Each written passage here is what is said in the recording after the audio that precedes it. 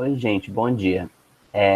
Então, hoje a gente vai continuar vendo o sistema circulatório, que a gente começou a ver aí na última aula. E aí, a gente viu que o sistema circulatório é meio que um ponto de contato entre todos os outros sistemas do corpo. Então, o sangue, ele vai ser o grande meio de transporte, vai ser como se fosse as rodovias, as ferrovias, né, desse país que é o nosso corpo, e que vai transportar tudo para onde precisa. Então, os pulmões, eles trazem para o corpo oxigênio, mas quem vai distribuir esse oxigênio é o sangue, né? O intestino traz para o corpo o resultado da digestão, os aminoácidos, a glicose, o açúcar, só que quem vai distribuir isso para o corpo é o sangue. Então o intestino passa para o sangue e o sangue distribui. É como se a gente tivesse vários órgãos no nosso corpo que fossem, se a gente comparasse com um país, continuando essa comparação, é como se vários órgãos fossem portos marítimos, né, que recebem coisas do exterior, e só que esses portos, para poder transportar dentro do país, eles colocam aí a mercadoria ou em trens ou em caminhões que vão pelas rodovias levar para onde tem que levar, né? Aquele comércio, aquela mercadoria. Então, o nosso corpo é a mesma coisa. Vários órgãos são portos que recebem coisas do exterior. Então, o nosso pulmão que recebe o oxigênio, o nosso intestino que recebe o açúcar do alimento, que recebe as vitaminas, os nutrientes, os minerais, que recebe os aminoácidos, que são a subunidade das proteínas. Só que aí quem vai distribuir isso internamente no nosso corpo é o sangue, né? E nesse ponto a gente se separa um pouco de alguns animais que a gente viu no primeiro semestre que não tem ainda sistema circulatório, não tem ainda sangue. Um exemplo, por exemplo, aqui que a gente pode falar é a planária, um plateuminto. A planária, como ela não tem sistema circulatório, o que ela fez para tentar compensar isso? O intestino dela, né, o tubo digestório dela é todo ramificado pelo corpo.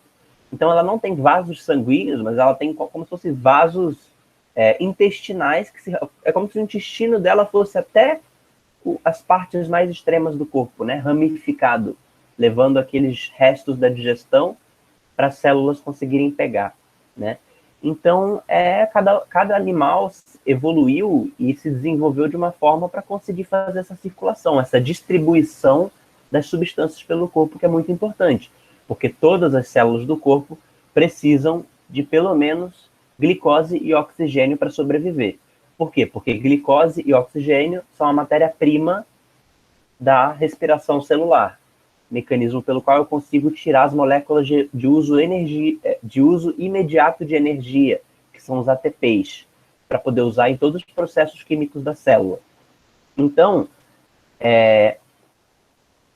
como a gente viu, o sistema circulatório vai ter um papel muito importante aqui, né? Vai carregar muita coisa, aminoácidos, eletrólitos, que são os sais minerais, os íons, né? Potássio, ferro, magnésio e zinco, etc. A linfa, que é o sistema linfático, é o plasma sanguíneo, principalmente, que é a parte do sangue sem as células. A gente já vai ver mais para frente como é que isso funciona. Os gases vão ser transportados pelo sangue, oxigênio, gás carbônico, hormônios e muitas outras, né? Imunoglobulinas, os anticorpos também, a gente vai ver tudo isso aí. Para as células do organismo e a partir delas, a fim de defender o corpo contra doenças, regular a temperatura corporal, estabilizar o pH e manter o equilíbrio do sangue, a homeostase, né? As substâncias não devem estar nem em excesso nem em falta no sangue e no corpo. E aí a gente viu, né, na última aula, a comparação nos animais. O mais importante aqui, o coração deles, como que muda nos vertebrados, os peixes que passam de uma circulação simples, ou seja, só um ciclozinho simples aqui, para uma circulação dupla, como se fosse em 8, o sangue, no mesmo ciclo, passa 2 vezes pelo coração, né? Uma vez passa o sangue mais arterial e no outro o sangue mais venoso. O sangue arterial, que é o sangue rico em oxigênio, que deve ir para os tecidos, para o corpo, para as células do corpo poderem usar.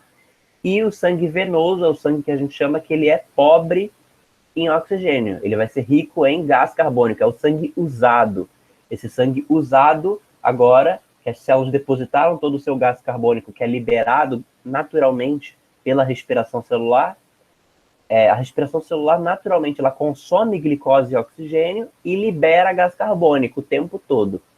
Né? Essa é a reação química da respiração celular. Né? É glicose, C6H12O6, mais O2, setinha,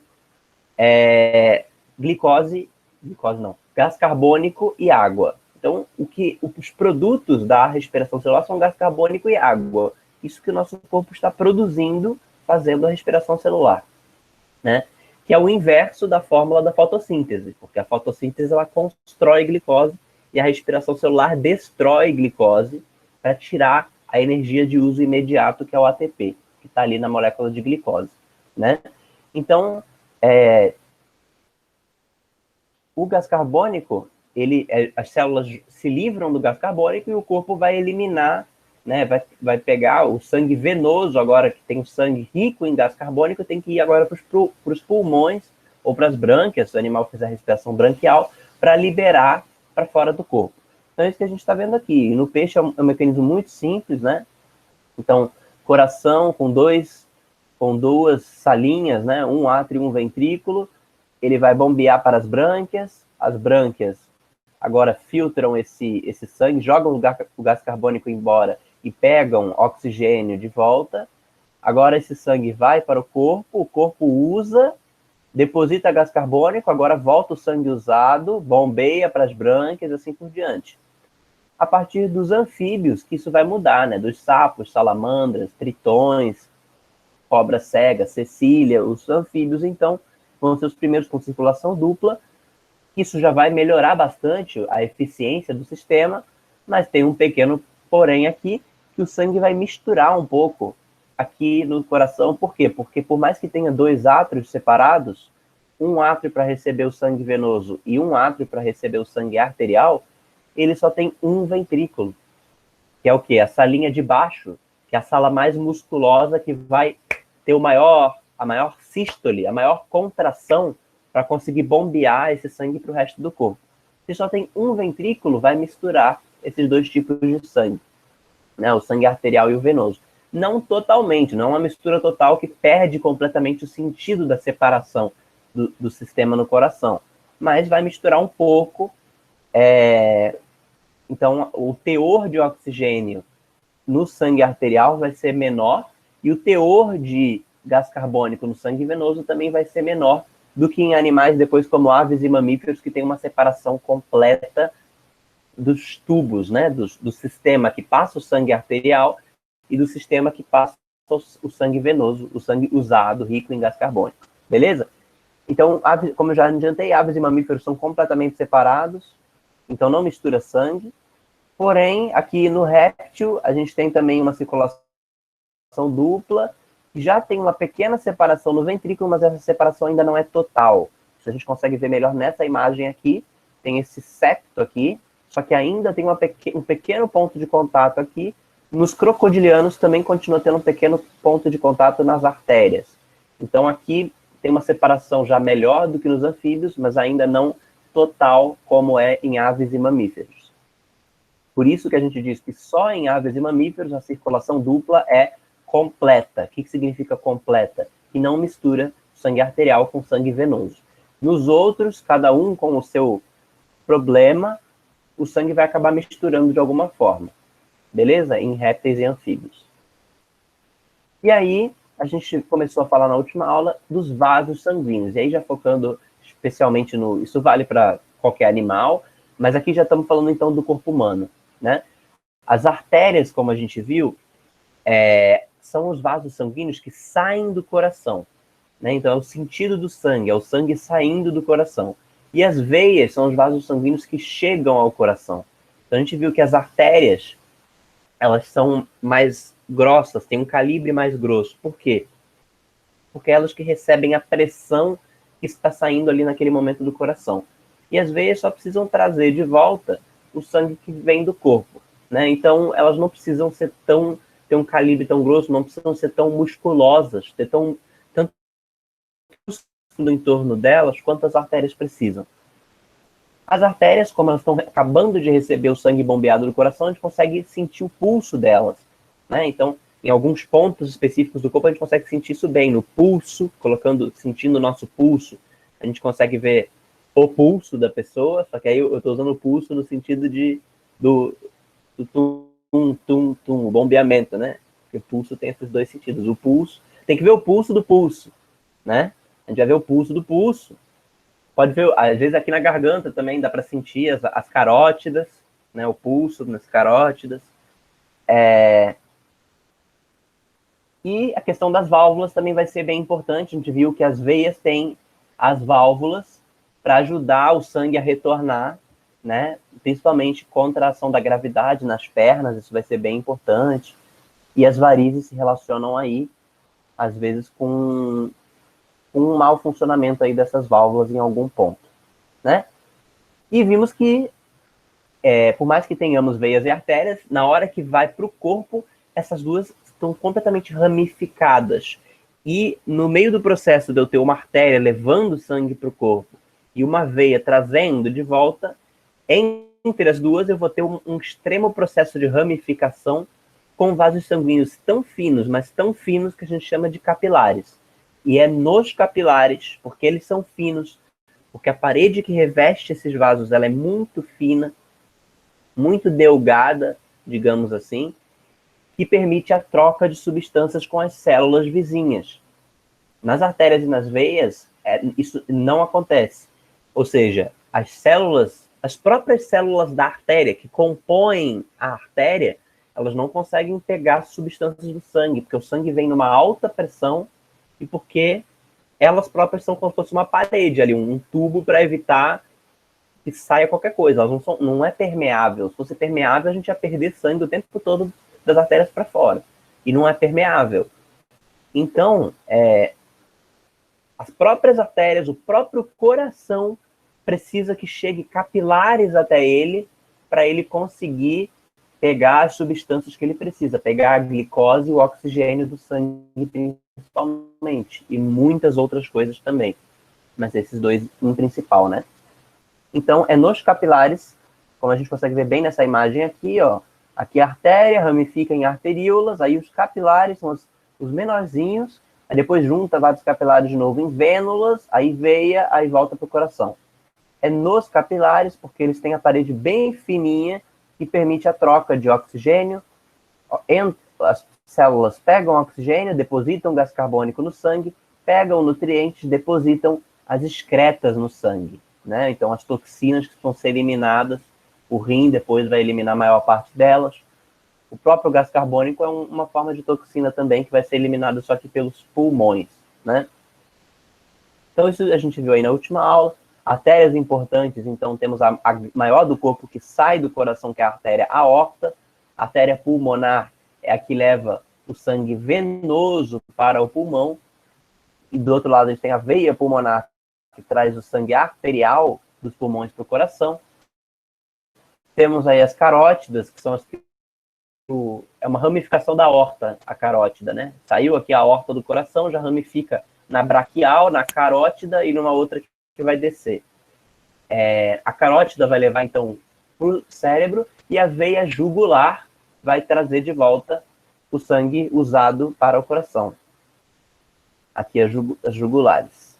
Aí temos as artérias coronárias, como eu falei, que levam o sangue para o próprio coração, porque o coração não consegue pegar as substâncias de dentro dele, porque ele tem muito músculo, paredes e paredes de níveis e níveis de células para manter o coração uma bomba muito firme. Então, o próprio coração não consegue pegar os nutrientes que estão ali dentro. Então, ele precisa de arteríolas, de capilares que vão por fora trazer o que o coração precisa de sangue para sobreviver, para poder pegar a sua glicose e o seu oxigênio. E isso são as artérias coronárias que vão fazer. Também ramificações da aorta. E aí, do outro lado, temos as veias coronárias, que trazem o sangue do tecido cardíaco. Então, gente, só para a gente lembrar que, por mais que a gente use essas palavras, sangue arterial, para falar que é o sangue rico em oxigênio, e o sangue venoso, para falar que é o sangue rico em gás carbônico, o sangue usado, Isso não significa que todas as artérias carregam sangue arterial e todas as veias carregam sangue venoso. As exceções sempre vão ser relacionadas à circulação pulmonar. Então, são as artérias e as veias que levam e trazem sangue dos pulmões. Por que vai trocar aqui? Por quê? Porque para o pulmão, todos os órgãos do corpo precisam mandar oxigênio e vou trazer gás carbônico. O único órgão do corpo que isso vai ser o contrário são os pulmões. Por quê? Porque são os pulmões que trazem mais oxigênio do exterior e levam embora o gás carbônico. Então, eles são os únicos que vai precisar inverter a situação. Eu vou precisar, na verdade, levar gás carbônico para o pulmão e trazer o oxigênio dele. É o único órgão que vai ser o contrário de todos os outros, né? Então, por isso que a gente vai ter essa inversão, a artéria pulmonar carregando sangue venoso, as veias pulmonares carregando sangue arterial. E aí, gente, então terminamos o que a gente viu na última aula, e aí agora a gente vai olhar para as estruturas do coração. E aqui começa um pouco um decoreba. Então, às vezes cai em vestibular a foto, uma imagem de um coração, e pede para a gente identificar as estruturas. Então, a gente precisa saber nomear as estruturas dentro do coração. Como que a gente nomeia e lembra das estruturas dentro do coração?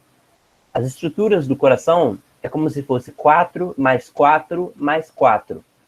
Então, pelo menos 12 estruturas importantes que a gente precisa olhar. O que é 4 mais 4 mais 4? Primeiro, a gente tem 4 cavidades. A gente tem 2 átrios, átrio esquerdo e átrio direito. Temos 2 ventrículos, o ventrículo esquerdo e o ventrículo direito. Depois, a gente tem 4 vasos sanguíneos principais conectados ao coração. São eles 2 artérias e 2 veias. Então, chegando no átrio direito, a gente tem a veia cava. Na verdade, são 2 veias que se conectam quase na hora de chegar no coração, a veia cava superior e a veia cava inferior, que juntas a gente chama de veia cava, que elas trazem o sangue usado do corpo inteiro. Então, todos os capilares que levaram sangue para o corpo inteiro, eles vão, às vezes, se ramificando em vênulas, depois em veias maiores, e na hora de chegar no coração, tudo se reúne num vaso sanguíneo só, que é a veia cava. E a veia cava vai levar aqui o sangue usado para o átrio direito. Aí, do outro lado, no átrio esquerdo, a gente tem as veias pulmonares chegando. Então, veia pulmonar está trazendo o sangue rico em oxigênio do pulmão. Essa é a veia que a gente viu aqui, ó, no outro slide.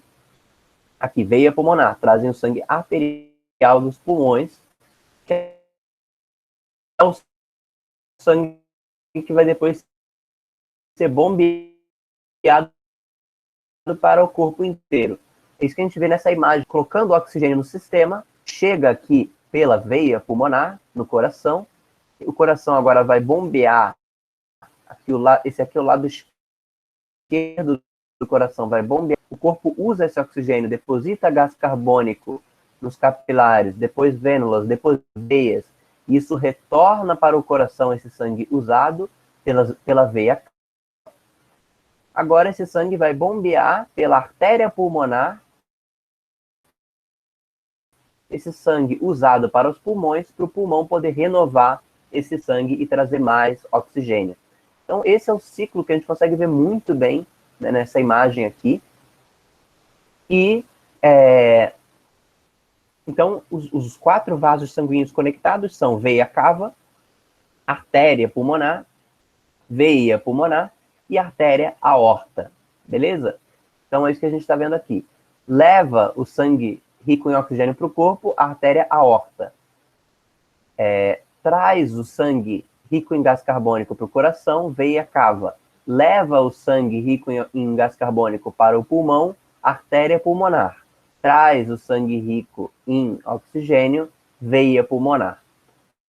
Então, esses são os 4 principais vasos sanguíneos ao coração.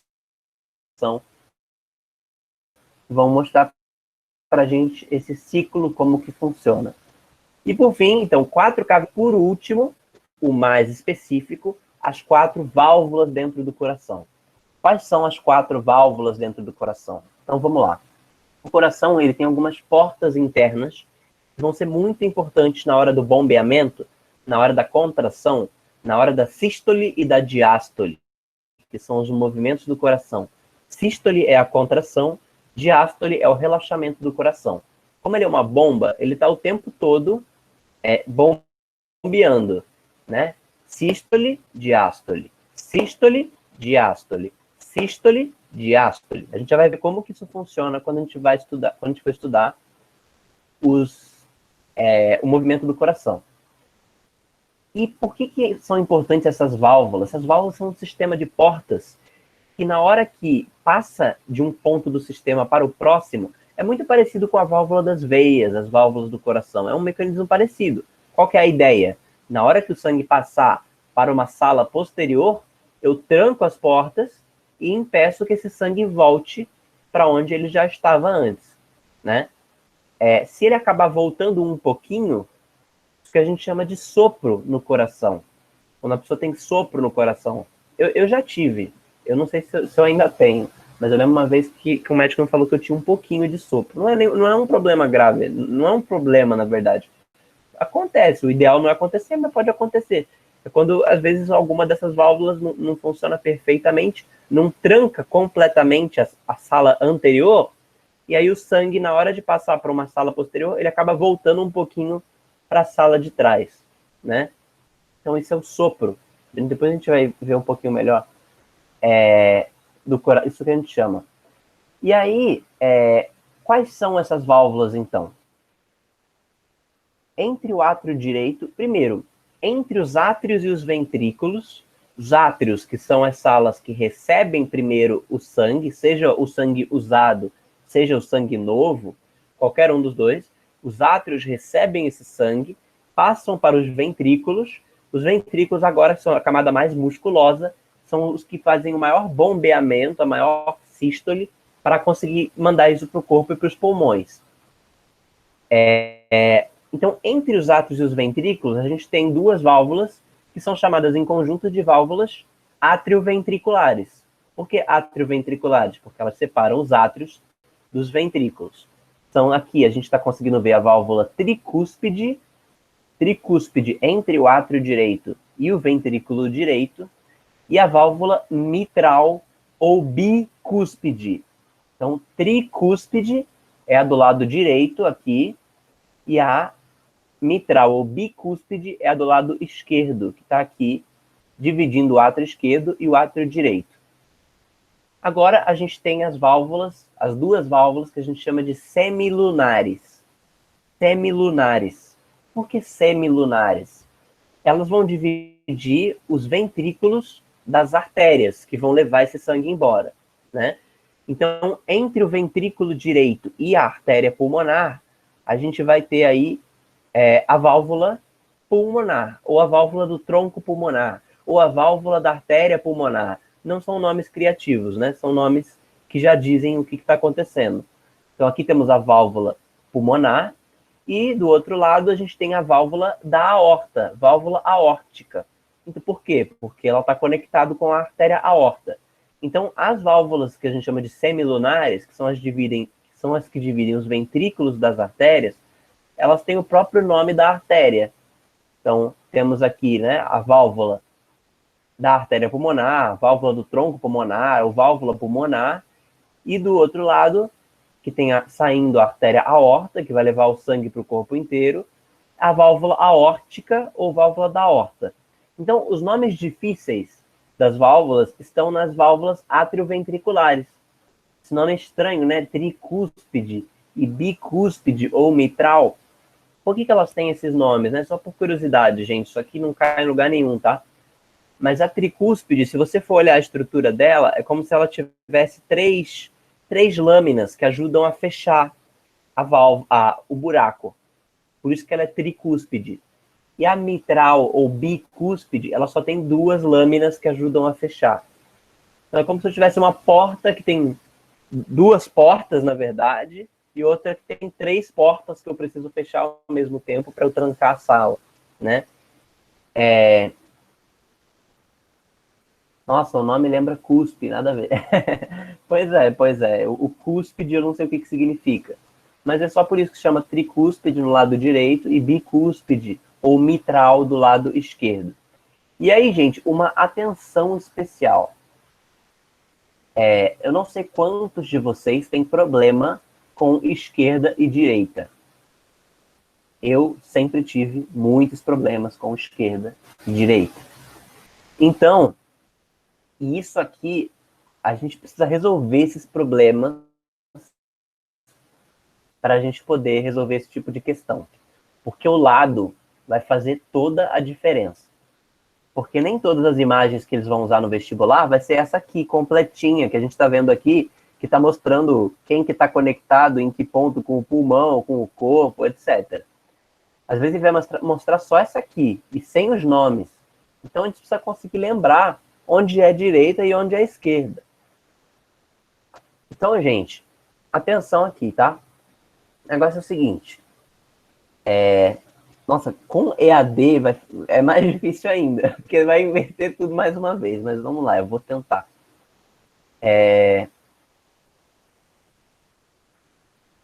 Pensa em si próprio, ok? Qual que é a sua esquerda e qual que é a sua direita?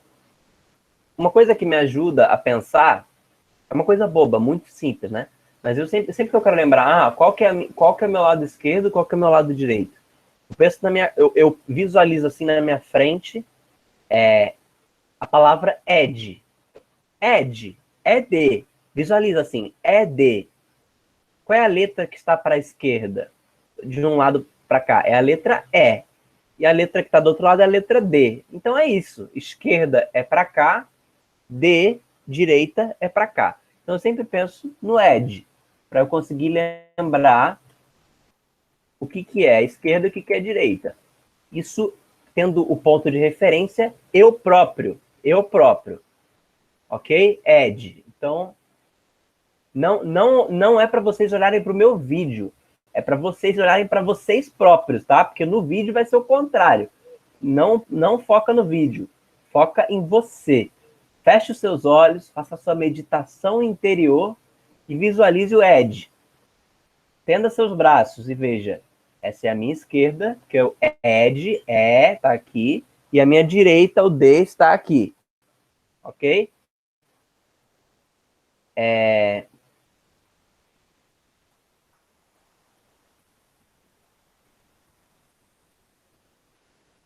Alguém tá falando aqui, eu começo a escrever meu nome no A, sou destro, então o outro é esquerdo. Mas não vai mudar. Eu acho que não muda não, hein? Porque é de qualquer forma, se você escrever da direita para a esquerda, ou da esquerda para a direita, dá no mesmo. O E tá para cá, esquerda, e o D tá para cá. Mas vamos lá. Beleza, isso tendo você, observador, ponto de referência, como ponto de partida, né? Agora, gente, vamos pensar o seguinte. Quando a gente está olhando para a questão que está no vestibular ali, aquele coração ali, ele é o nosso coração? Do ponto de vista de esquerda e direita? É como se eu estivesse olhando para o meu coração? Não. É como se você fosse um médico olhando o coração de um paciente. Perceba o seguinte, o paciente, ele vai se posicionar virado para você e não de costas para você. Se ele está virado para você, o paciente, e você vai usar o estetoscópio e vai, né, ouvir os batimentos cardíacos do seu paciente, se ele está virado para você, os lados desse paciente, os lados dele é o contrário do seu lado. Então, a sua esquerda vai bater com a direita daquele paciente.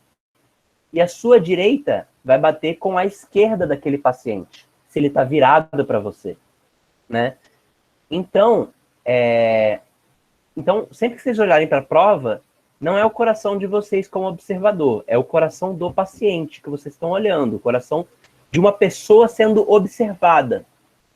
Não é do observador. é de uma pessoa sendo observada. Então, os lados vão inverter. Então, em vez de ser ed, vai ser de. Então, a gente vai ter aqui, ó, o lado... O natural seria isso aqui ser a esquerda, né, o intuitivo, né? E isso aqui ser a direita. Mas vai trocar. Na verdade, sempre que um órgão, alguma parte do corpo humano estiver em prova, sempre vai inverter. Ok? Ou seja, o que está na esquerda é a direita e o que está na direita é a esquerda. Então vai ser sempre DE nas provas. DE nas provas. Então tudo aqui são as estruturas do lado direito do coração. Aqui são as estruturas do lado esquerdo do coração. Faz sentido, gente? Ou está confuso? Faz sentido isso que eu estou falando? Então, D desse lado aqui, E desse outro lado aqui. Então, a gente tem átrio direito, ventrículo direito e veia cava. E do outro lado aqui, o lado esquerdo, a gente tem as veias pulmonares, átrio esquerdo, ventrículo esquerdo e a artéria aorta. Beleza? E aí o que acontece é o seguinte, gente. A gente precisa conseguir lembrar cada lado, a gente está conseguindo ver aqui, tem uma cor diferente. Essa cor aqui não é só para enfeitar, essa cor está indicando o tipo de sangue que está passando ali. Normalmente, a gente representa o sangue arterial, rico em oxigênio, com a cor vermelha. E o sangue venoso, sangue usado, rico em gás carbônico, com a cor azul, ou um pouco mais escuro, né? Então, principalmente se a prova for preto e branco, aí ele costuma ser um pouco mais escuro. A gente vai ver depois esse sangue sem ser desenhado, sem ser com foto mesmo, eu vou mostrar para vocês. Ele tem uma cor diferente. O sangue oxigenado tem uma cor mais viva do que o sangue de gás carbônico. Com gás carbônico, que tem uma cor menos viva, digamos assim, né?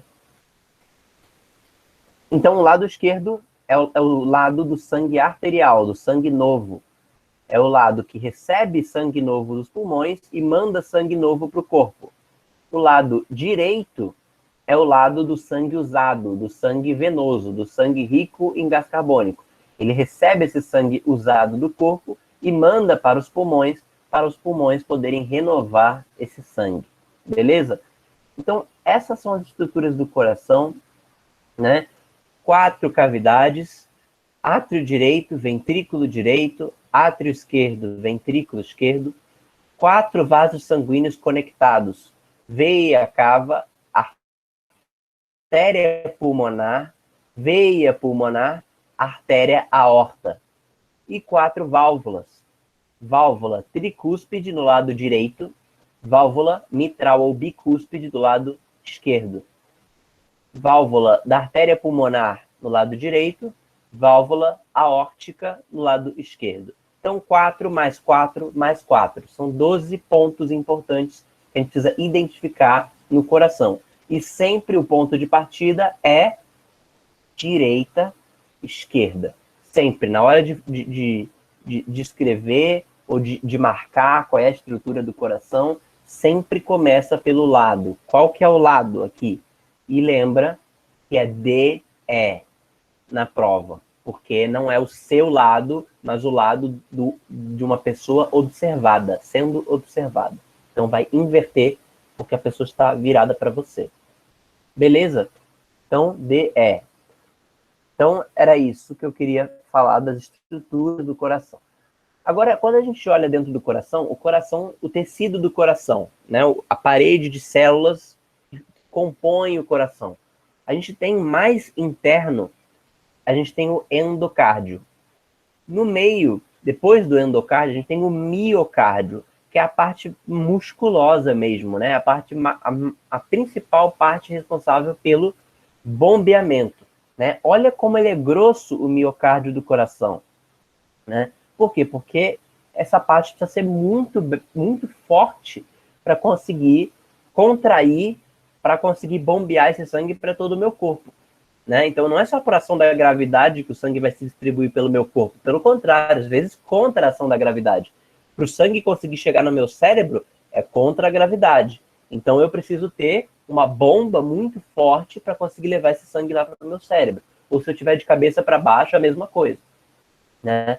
Então, esse miocárdio aqui é a parte muscular mais importante do tecido cardíaco.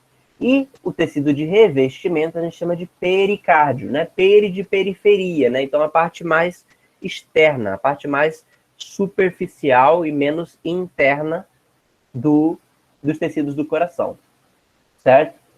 Então, endocárdio, miocárdio e pericárdio são os tecidos. Agora vamos olhar para os movimentos do coração, sístole e diástole. Sístole, como eu falei, é a contração do coração. Sístole, diástole. Sístole, diástole. Só que a sístole, ela vai se dividir em 2 momentos. Então, ela não é uma contração única. Até porque eu tenho 4 cavidades no coração. Se todas as 4 cavidades tivessem sístole ao mesmo tempo, ou seja, se todas elas contraíssem ao mesmo tempo, o coração ia explodir. Por quê? Porque o sangue que está nos átrios precisa descer para os ventrículos.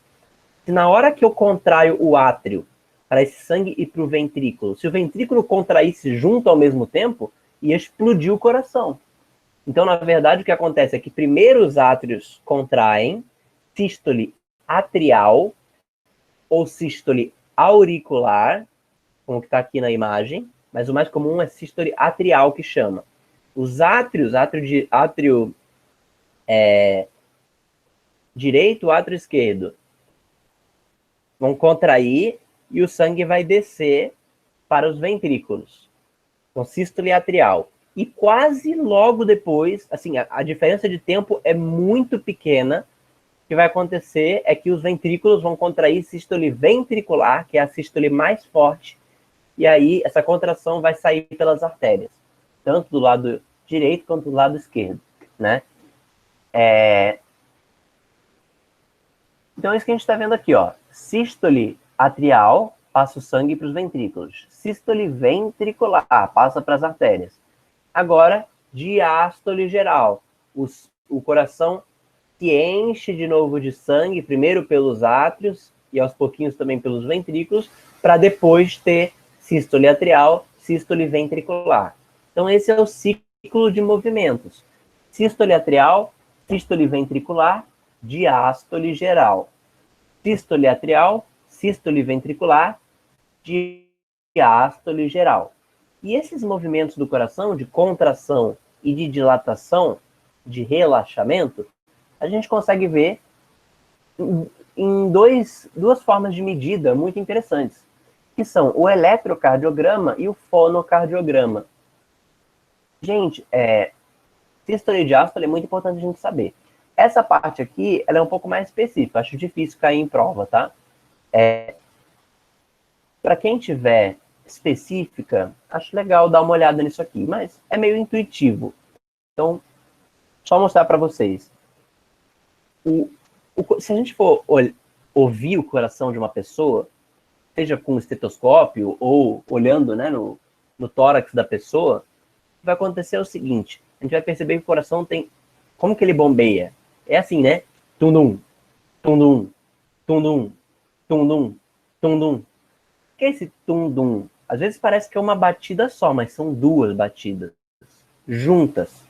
Quer dizer, uma não é ao mesmo tempo, uma logo depois da outra. O que é esse tum-dum? Tum, sístole atrial. Dum, sístole ventricular. Então, olha como é rápido, né? Isso que está acontecendo. É tum-dum, tum-dum, tum-dum, né? Contraiu em cima, contraiu embaixo, diástole geral. Contraiu em cima, contraiu embaixo, diástole geral. Por isso que é tum-dum, tum-dum, tum-dum, tum-dum. Isso a gente consegue ver no fonocardiograma, que é o gráfico dos sons do coração.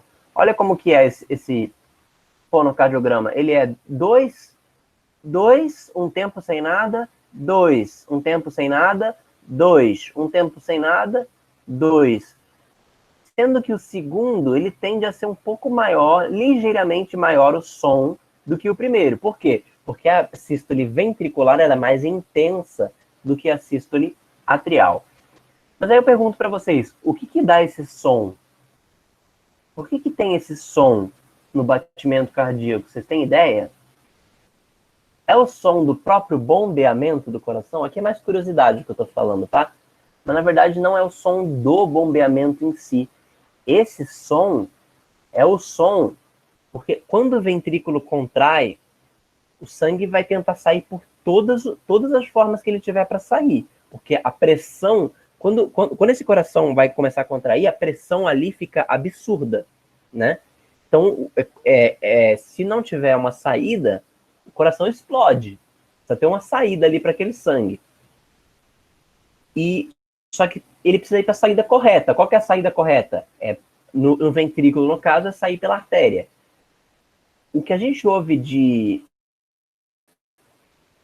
som é, na verdade, assim, na hora que o sangue, no pequeno espaço de tempo que o sangue passou do átrio para o ventrículo e as válvulas fecharam, as lâminas fecharam, da válvula tricúspide no lado direito ou bicúspide ou mitral do lado esquerdo, na hora que se fecharam os portões, quase na hora seguinte, o ventrículo já está contraindo e aí o sangue tenta voltar para o átrio.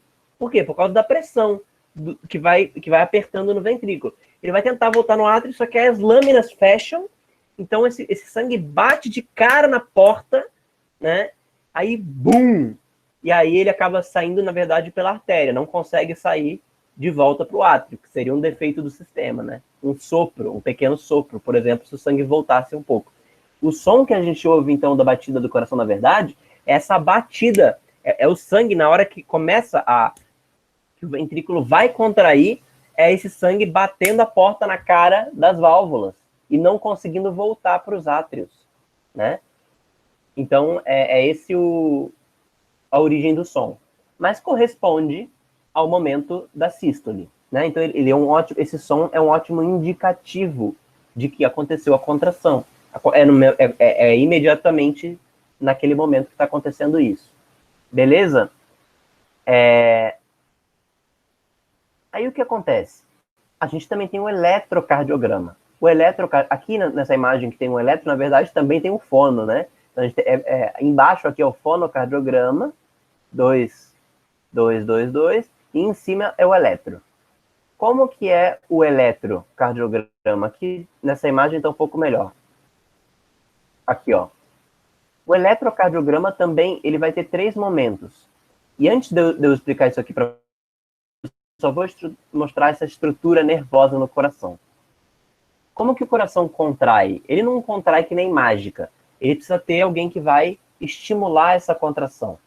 Quem que é o sistema que está por trás do movimento dos músculos do nosso corpo, gente? Quando eu estou movimentando um músculo, seja ele voluntário, como a minha mão aqui, meus braços, né? Ou seja involuntário, meus órgãos internos, quem que é o sistema que está por trás disso, controlando esses músculos? Vocês lembram? É o sistema nervoso, exatamente. Então a gente vai ter nervos, a gente vai ter fibras nervosas ramificadas pelo corpo inteiro, recebendo impulsos elétricos para os músculos contraírem ou relaxarem. E com o coração não vai ser diferente. Então o coração ele vai ter toda uma parte do sistema nervoso dentro dele, né, fibras nervosas dentro dele para garantir que ele contraia e relaxe no momento certo. Onde que começa isso tudo?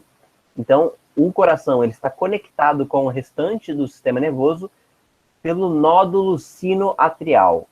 Então, esse é um nó ou nódulo, tanto faz, nó ou nódulo, que está bem aqui em cima no coração, em cima do átrio direito, no caso aqui, né? Lembrando que aqui D e aqui E. Então, aqui em cima do átrio direito, a gente tem o nódulo sinoatrial. Ele é a origem de tudo. É ali que começa o impulso elétrico, que vem do resto do impulso do sistema nervoso, mas ali começa o impulso elétrico, né? Como é que vai funcionar isso? Então, primeiro, como a gente viu, primeiro acontece a sístole dos átrios. átrio direito e átrio esquerdo vão contrair ao mesmo tempo. Como que isso funciona? O nódulo sinoatrial, ele vai mandar impulso elétrico para esses neurônios, para cá e para cá. Aqui a gente consegue ver nessa imagem, né? Então, vai sofrer um choque no átrio e um choque no átrio direito e um choque no átrio esquerdo. Isso ao mesmo tempo, né? Não é só porque o nódulo está do lado direito que o lado direito vai contrair primeiro. Não, é muito rápido, um está do lado do outro, os dois contraem ao mesmo tempo por estímulo do nódulo, né? Então, o nódulo sinoatrial, ele vai primeiro mandar impulso elétrico para os átrios contraírem, sístole atrial. Mas como a gente viu, é muito rápido, né? Logo depois da sístole atrial vai ter a sístole ventricular. Como que isso funciona? Agora, aqui, entre o átrio direito e o ventrículo direito, a gente tem o nódulo átrio-ventricular. Por que ele tem esse nome? Porque ele está entre o átrio direito e o ventrículo direito. Então, o nódulo átrio-ventricular. O que vai acontecer? Ele vai receber o impulso elétrico que veio do nódulo sinoatrial, vai falar assim, ó, dá uma segurada aí. Dá uma segurada aí. Vai, né? Então, é como se fosse, ele dá uma parada, dá uma segurada no impulso elétrico, fala assim, ó, aguenta um milissegundo aí ele solta o impulso elétrico. Agora, esse impulso elétrico, ele vai passar pelo feixe de His, que é o que conecta ele com as fibras aqui ventriculares, e essas fibras ventriculares que vão levar o impulso elétrico para os ventrículos, a gente chama de fibras de Purkinje, né? Então, é uns nomes meio específicos, né? Feixe de His é o que leva aqui, né, para as fibras, e as fibras de Purkinje que se espalham pelos ventrículos para dar o choque depois nos ventrículos. Então, qual que é o processo? Primeiro, a gente tem o impulso elétrico nos átrios, contrai os átrios, aí vai, o impulso elétrico chega no nódulo átrio-ventricular. Aí ele dá uma segurada aí. Vai. Aí ele vai e tem a sístole ventricular. Então, primeiro sístole atrial, depois sístole ventricular e depois relaxa todo o sistema. Quando a gente fala de sistema nervoso, gente, a gente lembrar um pouco do alto sistema nervoso, quando o impulso elétrico está passando pela fibra nervosa, a gente chama isso de despolarização, né? O que é a despolarização? Num estado de repouso, a gente tem muito bem separado, né? Potássio do lado de dentro e sódio do lado de fora, né? Positivo e negativo. Quando o impulso elétrico vem, abre os canais iônicos na fibra nervosa e mistura tudo, né? Então, despolariza a membrana. Então, é isso que a gente vê aqui acontecer. Primeiro, despolariza os átrios, átrio direito e átrio esquerdo. Depois, despolariza os ventrículos, leva o impulso elétrico para os ventrículos, e no momento que corresponde ao relaxamento do coração, é o momento que de repolarização de toda essa fibra nervosa. Então, a bomba de sódio e potássio recompõe a diferença, né, a desigualdade, separa de novo, muito bem separado, sódio fora, potássio dentro da fibra nervosa, aí está pronto para receber o próximo impulso elétrico. Agora imagina, tum-dum, tum-dum, tum-dum, tum-dum. É o tempo todo a bomba de sódio e potássio, né? Passou o impulso elétrico, despolarizou, repolarizou. Despolarizou, repolarizou. Despolarizou, repolarizou. Isso o tempo todo, 24 horas por dia. Imagina o gasto de energia que isso não precisa, né? Então, por isso que que somos animais que comemos muito, comparar com outros animais mais simples, porque nosso corpo gasta muita energia, a gente precisa fazer processos muito elaborados, né? O tempo todo bombeando coração, despolarizando, repolarizando, isso tudo aí gasta bastante energia, né? E é isso que a gente está vendo aqui, ó, essa imagem, beleza? O eletrocardiograma, então, a gente for olhar, a gente vai ver que ele tem mais ou menos essa estrutura aqui, ó. Ele está medindo a eletricidade do sistema, né? Então, a gente tem primeiro a onda P, que é a sístole atrial, despolarização atrial. Veja como ela é sutil, né? Em comparação agora com o complexo QRS, que é a sístole ventricular, ou seja, a maior sístole mesmo dos ventrículos, que é a musculatura mais forte do coração, que vai bombear para os pulmões e para o corpo, pela válvula, pela artéria pulmonar e pela artéria aorta, né? Então, o complexo QRS é a sístole ventricular, despolarização ventricular, da parte nervosa, né? E, por fim, a onda T é a diástole ventricular, ou seja, agora é o relaxamento, vai aparecer um pouquinho também no eletrocardiograma, que é a repolarização ventricular. Repolarização do sistema, ele voltando a estar polarizado para poder receber o próximo impulso elétrico, né? Então, esses são os sinais do eletrocardiograma, que também é um exame bem comum aí para quem vai tirar medidas do sistema circulatório. Beleza? Aí, gente, tudo isso que eu falei até aqui, a gente tem como resumir todas essas informações num graficão, né? Mas, nossa, não precisa decorar isso aqui, tá? Isso aqui, nunca vi cair esse gráfico, assim, inteiro. Às vezes aparece algum aspecto dele, né? Esse diagrama de Wiggers aqui, ele não é um gráfico, ele é vários gráficos juntos, né? E não precisa se preocupar, assim, em decorar tudo. Por isso que está em amarelo aqui. Na verdade, é só entender o que está acontecendo, como que as coisas se correspondem, tá?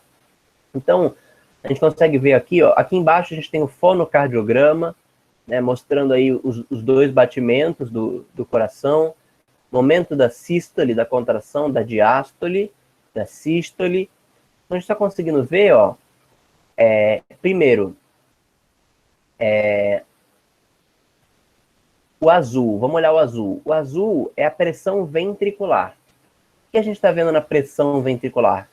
Que no momento da contração da sístole, o ventrículo, ele tem aqui, ó, a pressão dele, ele começa a apertar, a pressão dele aumenta bastante, né? Então, esse é o momento da contração ventricular. Depois que ele contraiu e mandou tudo para a artéria, o coração vai começar a relaxar e a pressão dele cai, né? Fica menos apertado lá dentro, cai bastante, e só vai subir de novo no próximo momento da sístole ventricular, né? Essa ondinha que a gente vê aqui antes da sístole ventricular, isso aqui é a sístole atrial, né? Então, essa pequena ondinha aqui, ó, sístole atrial, tá aqui antes da sístole ventricular. A gente consegue ver como que a sístole atrial, ela tem uma pressão muito menor do que a sístole ventricular, porque realmente a maior contração fica na parte do ventrículo, né? Por outro lado, a pressão na aorta, olha só como ela fica sempre alta, né? Então, a pressão no coração, ela chega a zero. Olha aqui, ó, como a gente está vendo aqui, ó, pressão em milímetros, milímetros de mercúrio, né? Chega a zero no momento da diástole. Aí na sístole, ela chega ali, parece aqui pelo nosso gráfico aqui, a uns 5, 10 no máximo, né? Agora, na sístole ventricular, o coração chega a 120, né? Só que depois, na hora que relaxa, ele volta para zero. Agora, a artéria, ela nunca vai chegar a uma pressão baixa, ou de zero, por exemplo. Olha como ela está sempre alta. Mesmo no momento da diástole, essa artéria, ela vai estar aí, o mínimo de pressão que ela vai ter, que é logo antes da sístole, vai ser de 80 milímetros de mercúrio, na média das pessoas, né?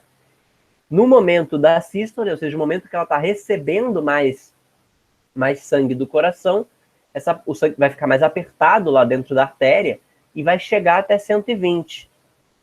Só que no momento do relaxamento do coração, em nenhum momento a artéria vai ficar vazia de sangue. Então, o mínimo de pressão que ela chega é 80. Então, olha como fica variando a artéria, 120, 80, 120, 80. Vocês já ouviram esses números em algum lugar? 120, 80, 12 por 8. Esses são os indicativos quando a gente tira a pressão de uma pessoa. Quando a gente usa, às vezes, aquele negócio, né, no braço para pegar a pressão, para medir a pressão. A pressão de uma pessoa, normalmente, em média das pessoas, é uma pressão de 12/8, que a gente chama. O que é isso de 12/8? Varia muito de pessoa para pessoa. Eu, por exemplo, tenho uma pressão bem diferente disso. A minha é mais baixa. Mas a média é de 12/8. O que é isso? É justamente isso aqui, gente. O 12 é a pressão, na verdade não é uma pressão só que a gente está tirando duas pressões. A pressão sistólica, ou seja, a pressão mais alta que a artéria chega, que é do momento que ela recebe o sangue do coração, e a pressão diastólica, que é o momento logo antes dela receber sangue do coração, né? O momento do relaxamento do coração, aí a artéria vai ficar menos apertada, com menos sangue, né? Então é isso que a gente vê na hora que a gente usa aquele negócio para medir a pressão arterial. A gente mede duas pressões, a pressão arterial sistólica e a pressão arterial diastólica. 12/8. 12, 120 milímetros de mercúrio no momento da sístole. E 8 são uns 80 milímetros de mercúrio no momento da diástole. Beleza? É isso que a gente está vendo aqui.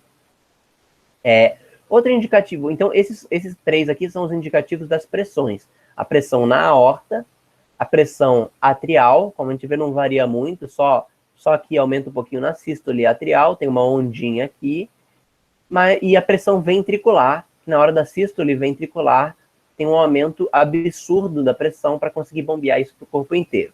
Então vimos aqui as três pressões. Agora o volume, a quantidade de sangue lá dentro. A gente consegue ver o quê? Que durante o relaxamento do coração, esse coração vai recebendo mais sangue, né? Está relaxando, mas está entrando pela veia cava e pela veia pulmonar, está chegando sangue lá no coração. Então, o que acontece? Durante a diástole, o relaxamento do coração, está aumentando o sangue, aumenta o volume lá dentro. Beleza, agora está na hora de contrair. Fecha as válvulas, fecha as portas para o sangue não voltar e o ventrículo vai ter a sístole. Nesse momento que ele tem a sístole, o volume dele começa a diminuir. Por quê? Porque ele está jogando aquele sangue todo embora para a artéria. Então, olha como o volume dele reduz, né? O volume chega a ter... Ele nunca se esvazia completamente, pelo visto aqui, né? Chega a 50 mililitros lá dentro. Então, ele de 130 mililitros de sangue lá dentro, ele chega a 50. E aí, de novo, ele vai aumentando ao longo da diástole. O relaxamento vai recebendo mais sangue do sistema.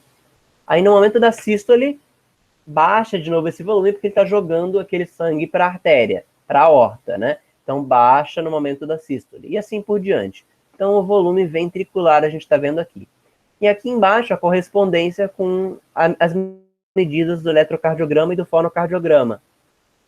Então, a gente está vendo aqui, ó, que o complexo QRS, que é o complexo da sístole ventricular, ele é logo no começo aqui da sístole, né? Então, no momento que realmente o coração recebe o choque do sistema nervoso e contrai, que aí vai começar a expulsar esse sangue para a artéria, né? Então, esse aqui é o momento do primeiro batimento e da sístole. E aí, depois, a gente tem aqui o segundo batimento, quando abre a válvula atrioventricular, que vai começar de novo a chegar sangue no sistema. Vai começar a encher de novo aí o coração. Então, gente, e qual válvula que fecha aqui? É a válvula aórtica, por isso que a gente tem aqui esse segundo som. A válvula aórtica fechou para impedir que o sangue que foi para a artéria volte para o coração, né? Então, a gente tem aqui o segundo batimento nesse momento. Então, aqui só para a gente conectar tudo, gente, é muita informação. Não se preocupa em decorar. Nossa, como que eu vou lembrar disso tudo? Não, é só para vocês entenderem o mecanismo. O que está acontecendo? Por que a pressão aumenta? Por que ela diminui? Por que o volume aumenta? Por que diminui? Beleza? Então, esse diagrama aqui é só uma visualização simultânea de vários indicadores. Não precisamos nos estressar decorando isso aqui. É só para a gente entender o que está acontecendo. Beleza? Aqui algumas outras medidas importantes. Então, frequência cardíaca, né, o número de batimentos cardíacos por minuto. O ideal é de 60 a 80 batimentos cardíacos por minuto, né? Então,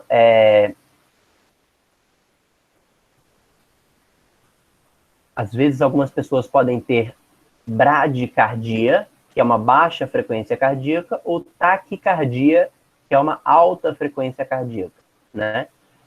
A bradicardia, ela pode estar relacionada com um nódulo sinoatrial. Às vezes ele está mandando poucos estímulos elétricos, né?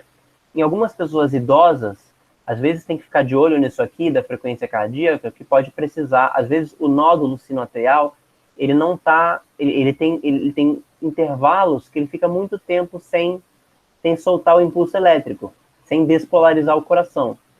Isso pode ser um problema. Então, por isso que algumas pessoas acabam colocando marca-passo. O que é o marca-passo? Ele é uma forma, é como se fosse um mecanismo artificial para conseguir fazer o nódulo sinoatrial funcionar. Então, o próprio aparelhinho do marca-passo que vai mandar o choquinho para o coração contrair, né? Então, isso que é o marca-passo, usado em pessoas aí, normalmente, quando o coração começa a ficar um pouquinho mais fraco, né? Na terceira idade, digamos assim, né? Então, aí outros mecanismos aqui, o débito cardíaco, é a quantidade de sangue que sai do coração em 1 minuto, normalmente entre 5 litros e 5 litros e meio. Então, por minuto, o nosso coração bombeia 5 litros por minuto, né? Bastante coisa. Outro dado importante aqui é a resistência vascular periférica. O que é esse conceito? É a oposição que as paredes dos vasos fazem à passagem do sangue. Quanto menor um vaso, mais apertado esse vaso for, maior essa resistência. Quanto maior o vaso, menor a resistência. Vocês já viram, tem uma fórmula da física que vocês aprenderam lá, acho que é lei de Ohm, alguma coisa assim, que é justamente isso, né? Só que aí você está olhando para a eletricidade, não está olhando para o sangue. Quanto maior o lugar lá onde vão passar os elétrons, menor é a resistência, não é isso? E quanto menor o lugar, maior a resistência. Tanto que na fórmula, como é que é a fórmula lá? Nem lembro mais. A fórmula lá da lei de Ohm. Ela é na parte de baixo da fração, né, não sei o que, dividido pelo diâmetro, não é? Ou por alguma coisa assim. Eu não vou lembrar agora. Mas o que acontece é o seguinte, qual que é por que tem isso? Por que o indicador do calibre, ou seja, do diâmetro ou do raio, está na parte da divisão de baixo? Porque isso está relacionado com a resistência, né? A resistência ela vai ser maior em vasos menores. Então, mas é a outra fórmula. Essa é a primeira lei, acho que é a segunda lei que eu estou falando. Tem uma formulinha diferente com divisão. Eu não estou lembrando agora qual que é. Mas relaxa. O que acontece é o seguinte. Eu não lembro. Talvez seja isso aí, mas eu estou muito mal. Deve ser isso aí. Mas eu acho que era uma forma um pouco diferente. Não era a fórmula da rola? Não tinha uma fórmula da rola? Isso, acho que era isso aí. Isso, dividido pela área. Dividido pela área. O que é essa área? Né? É a área do calibre. Né? Então, por quê? Porque, resistência. Ou seja, quanto maior a área, vai diminuir esse resultado aqui, né? Vai ser menor a resistência. E quanto menor a área, maior vai ser a resistência, justamente por causa disso. Porque quanto mais grosso for um tubo, menor resistência vascular ele vai fazer para a passagem do que estiver passando ali. E quanto menor, maior vai ser essa resistência. Por que esse conceito é importante? Porque quando a gente tiver vasoconstrição, ou seja, nossos vasos sanguíneos se apertarem, eu vou aumentar a resistência vascular periférica. Isso vai fazer aumentar a pressão arterial, a pressão dos vasos, né? E pelo contrário, quando eu tiver vasodilatação, eu vou ter uma diminuição da resistência vascular periférica, então vai diminuir a pressão arterial, né? Quando a gente come sal, gente, o que acontece? O sal, ele chama água, né? Então, quando a gente bebe sal, quando a gente come sal, esse sal vai para o sangue, e lá no sangue, quanto mais salgado o sangue for, mais ele vai atrair a água das células vizinhas, né? Então, ele vai atrair a água dos pontos mais distantes, dos pontos vizinhos, assim, e essa água vai para o sangue. Essa água indo para o sangue fica mais apertado agora, aumenta a pressão arterial, aumenta o volume, aumenta a pressão arterial, beleza? Então é por isso que às vezes algumas pessoas que têm pressão baixa, algumas pessoas andam às vezes com um saquinho de sal, né? Esses saquinhos de sal para quê? Porque elas comem o sal vai para o sangue, ele chama a água dos tecidos em volta para dentro do sangue e volta a ficar um pouco mais apertado lá dentro, sobe, eleva de novo a pressão arterial dessa pessoa, né? Então, por isso que algumas pessoas andam aí com um saquinho de sal, às vezes, principalmente quem tem bastante pressão baixa, essas coisas. Mas tem que tomar cuidado com isso também, né? Normalmente o médico consegue indicar melhor aí como lidar com isso. Beleza? E por fim, todos esses indicadores aqui, eles vão estar relacionados com a pressão arterial, que é o negócio que eu falei com vocês do 120 por 80, né?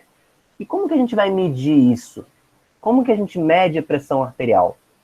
Existe um aparelho, como eu falei para vocês, que vai medir isso.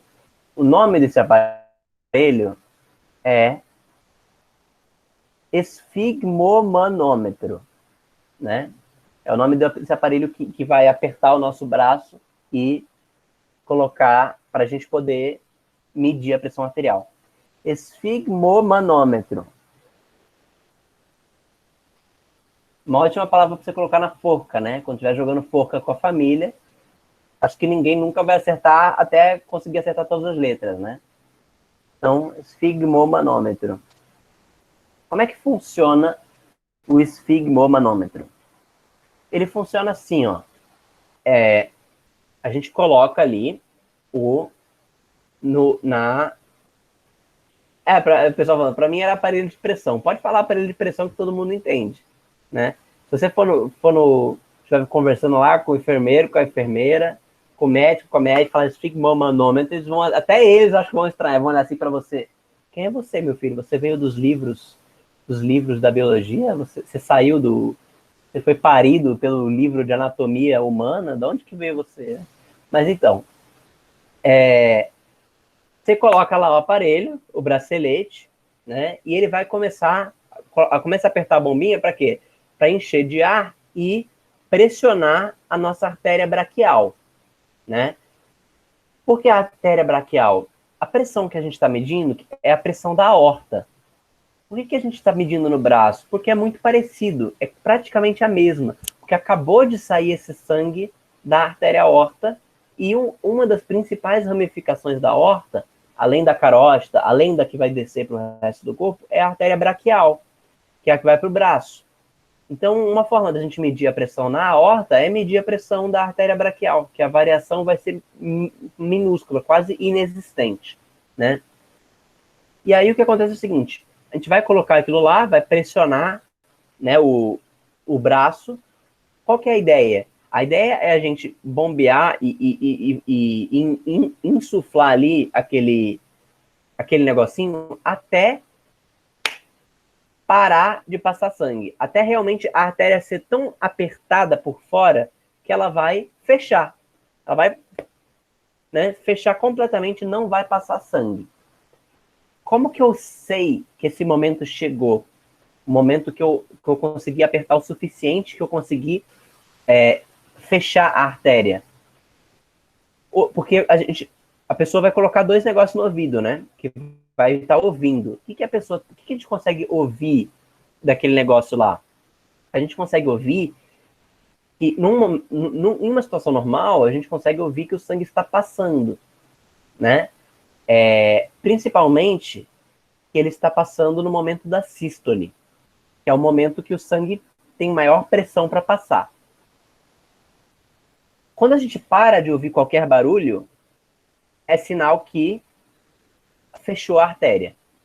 Fechou a artéria, eu sei que eu consegui fazer uma pressão exterior que ela é igual à pressão interior sistólica. Então, no momento que eu parei de ouvir o som, eu consigo olhar no reloginho, ver qual que é a pressão que eu estou fazendo. Eu sei que aquele é um indicador da pressão sistólica, da pressão mais alta. Então, ó, coloquei lá até parar de ouvir todos os sons. Eu apertei até parar de ouvir todos os sons. Agora, eu vou eu vou relaxando aos poucos, tirando um pouco da pressão aos poucos, para olhar no meu reloginho pelo som e saber marcar a pressão diastólica e a pressão sistólica. Como que eu vou marcar isso? Seguinte, primeiro eu bombeei até não estar ouvindo mais nada, até não ouvir mais som nenhum. Agora, eu vou relaxar para eu passar a ouvir os sons de novo. E aí, o que vai acontecer? Eu vou relaxando, vou diminuindo a pressão que eu estou fazendo. Aí eu vou olhando no reloginho. Sei lá, pressionei até 140, por exemplo. 140 milímetros de mercúrio. Agora eu vou diminuindo, aliviando um pouco. Por isso que vai ficando mais confortável, né? No primeiro momento você sente apertar bastante e aos pouquinhos lá o enfermeiro vai aliviando, né? Ele vai abrindo para o médico, ou quem for tirar a pressão, vai aliviando, vai ficando mais suave, né? Que vai tirando a pressão do aparelho.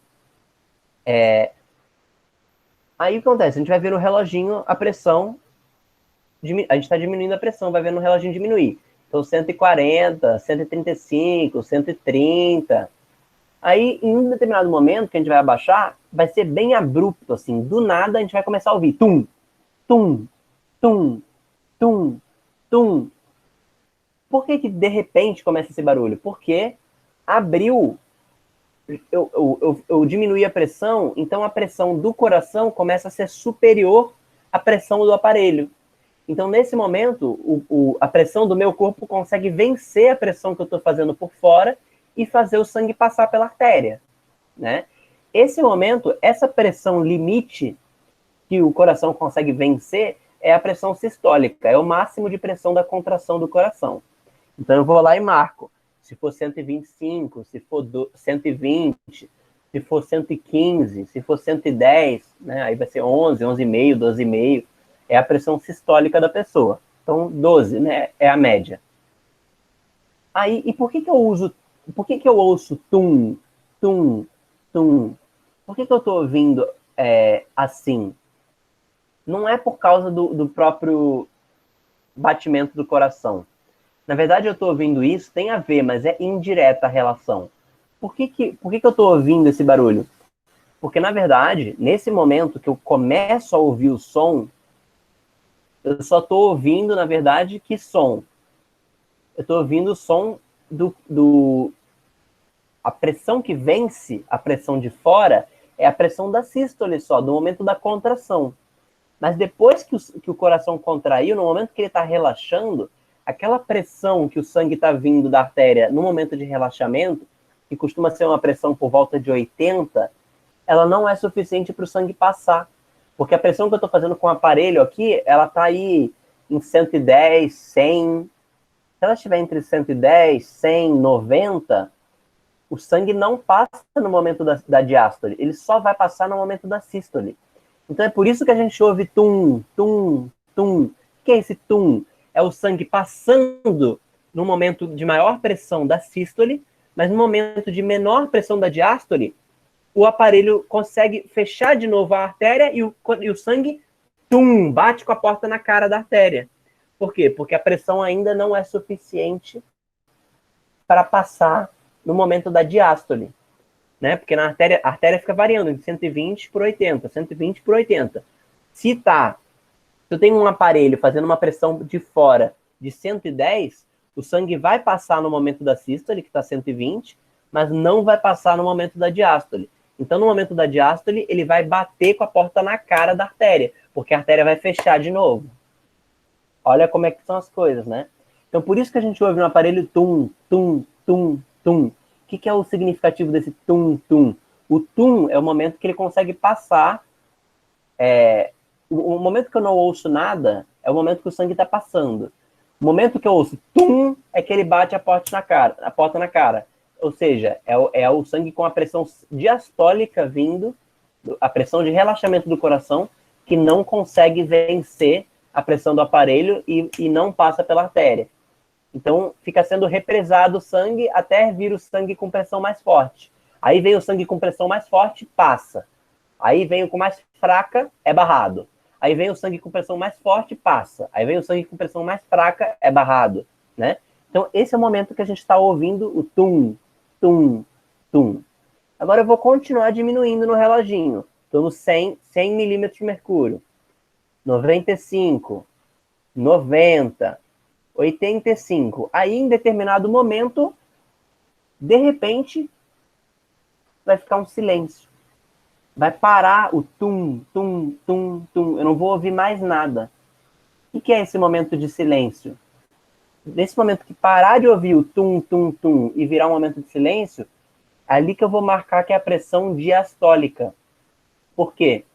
Porque a partir daquela pressão, 80, vamos supor que seja 85 naquele paciente, naquela pessoa.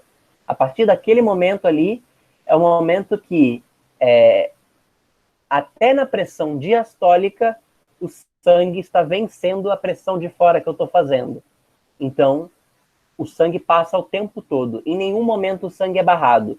Seja no momento da maior pressão, que é o momento da sístole, ou no momento de menor pressão, que é o momento da diástole.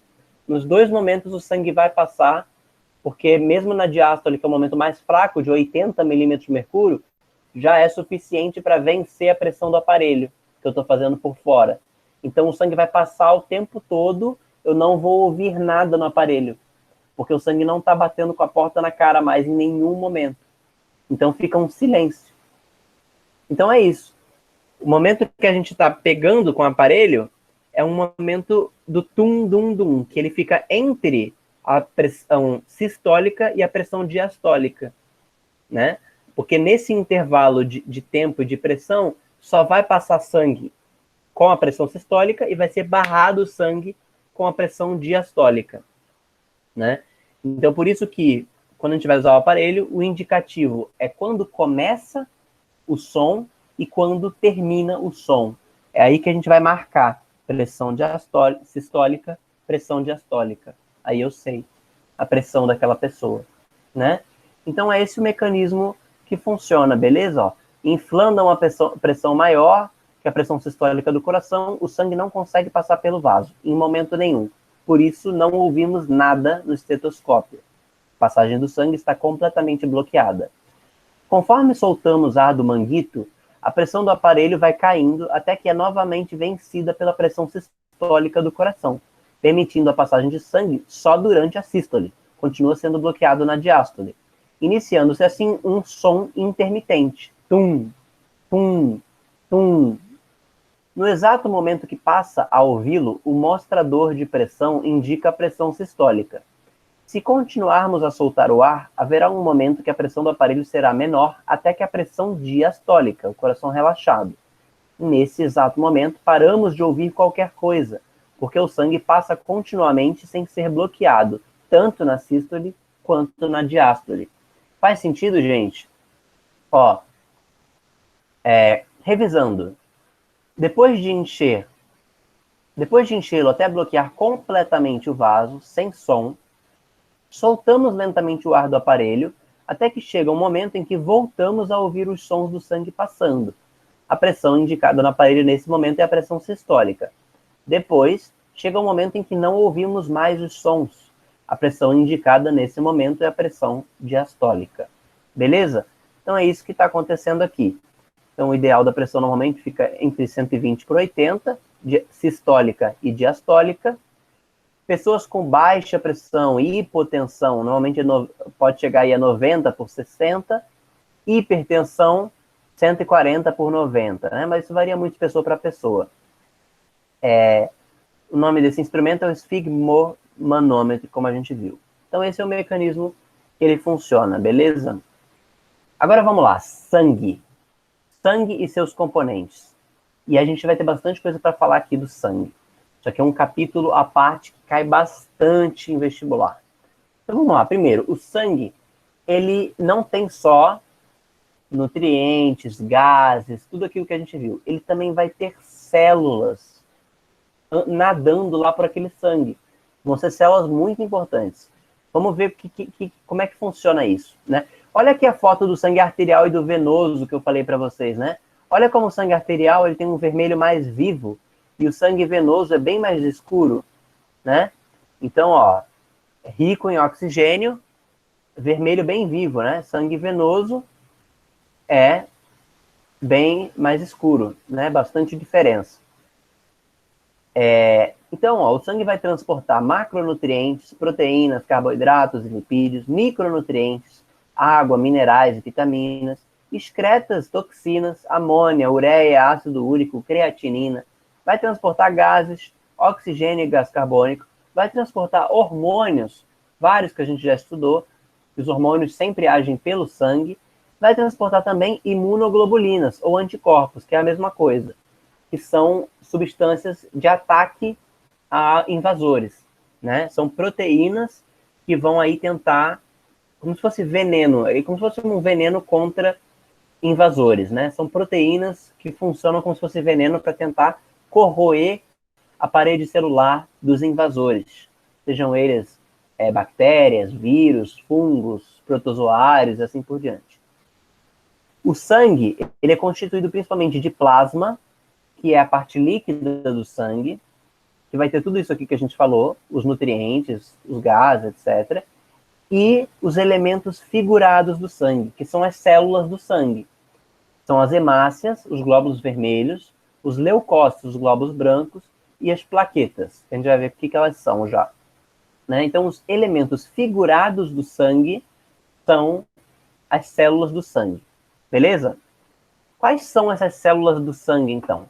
Hemácia, glóbulo vermelho ou eritrócito. Eritro é vermelho em grego. Então, eritrócito significa célula vermelha em grego. Beleza?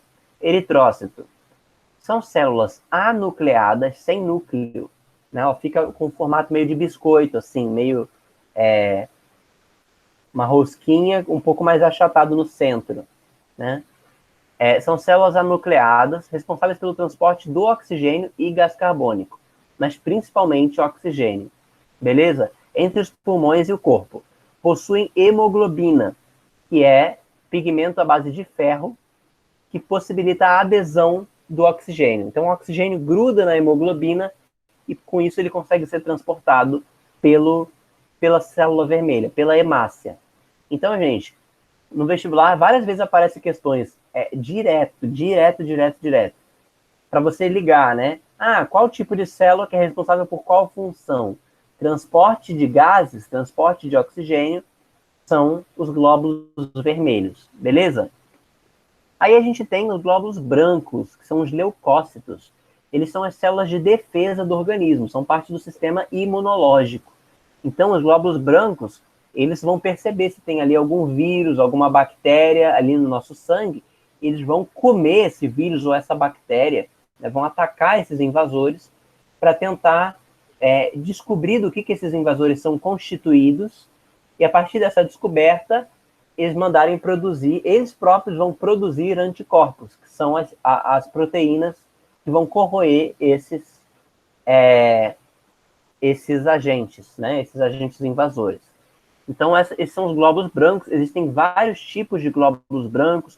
Tem os glóbulos brancos que vão primeiro comer os invasores. Tem os glóbulos brancos de memória, que vão guardar a receita de como construir anticorpos contra diferentes invasores. Temos os glóbulos brancos que agem em diferentes pontos do sistema. Então, tem vários tipos, a gente vai ver depois como é que eles funcionam.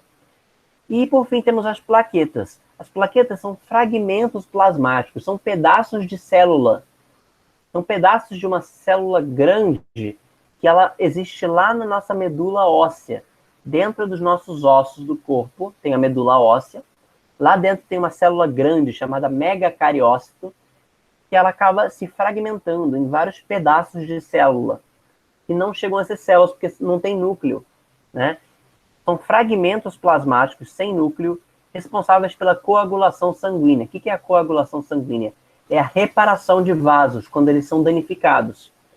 Eu faço um corte aqui, sei lá, estou cortando cebola, estou cortando alguma coisa lá na cozinha e corto o meu dedo, sai um pouco de sangue, né? Mas esse sangue não fica saindo para sempre. Por que para de sair sangue em um momento? Porque o sangue coagula. O que é isso? Os vasos sanguíneos, os capilares que foram cortados aqui, eles vão sendo rapidamente reparados. Como que funciona isso? Eu coloco um monte de plaquetas, pequenos pedacinhos de célula, ali onde teve aquela abertura, e essas plaquetas também vão ser envolvidas por fibrina, que é como se fosse a costura, que vai costurar, que vai juntar todos esses pedaços de célula e vai bloquear aquela abertura, aquela ferida, até os tecidos em volta poderem fazer mitose de novo e reconstituírem as células daquele espaço, né? Então, as plaquetas são importantes na coagulação sanguínea, que é a recuperação de um vaso sanguíneo danificado. E aí, se a gente tiver a parte líquida do sangue, é o plasma sanguíneo. É o líquido de cor amarelada em que as substâncias transportadas estão dissolvidas. Então, se a gente for olhar aqui, ó, pegar acabou de tirar sangue de uma pessoa e deixar decantar, ou seja, deixar separar o que é mais leve do que é mais pesado, a gente vai ver, olha como vai ficar. A gente vai ver que na parte de baixo vai ficar bem vermelho e em cima vai ficar tudo amarelo. O que é isso? Essa parte de cima, o plasma, que é 55% do sangue, é a parte líquida do sangue, que ele, na verdade, é amarelado. Não à toa, a nossa urina é amarela, gente. O que é a nossa urina? É o nosso sangue que a gente está jogando embora, que é o excesso de toxinas, na verdade. É o sangue filtrado que a gente está jogando embora, né? E tem uma cor parecida com a cor do plasma. Por quê? Porque na nossa urina não vai sair as células do sangue. As células do sangue ficam no sangue, né? Não é para elas saírem. Então, por isso a gente consegue ver que as células, principalmente as hemácias, são o que dão a cor vermelha para o sangue, né? Se a urina ficar transparente é porque tem muita água, né? E é bom, não é ruim, não. O que faz ela ficar mais transparente, a cor fica menos forte, é a água, né? Mas isso costuma ser bom, não é ruim, não. Mas só para a gente ver como é que funciona, né? Então, o que dá a cor vermelha para o sangue? A gente vê que são as células. Que o líquido do sangue mesmo, ele é amarelado, né? Olha aqui na foto, né? Como a gente consegue ver isso bem. Então, isso é isso. O plasma sanguíneo é o líquido de cor amarelada que as substâncias são dissolvidas. Gente, então eu vou precisar continuar na próxima aula. O sistema circulatório aí é o sistema é o maior sistema, né? Mas na próxima aula a gente completa, então, o que falta falar sobre ele. Beleza? Aí eu vou falar aí da medula óssea, do transporte de gases no sangue e de uns outros aspectos. Beleza? Então, isso aí foi a aula de hoje. Vou interromper aqui a gravação.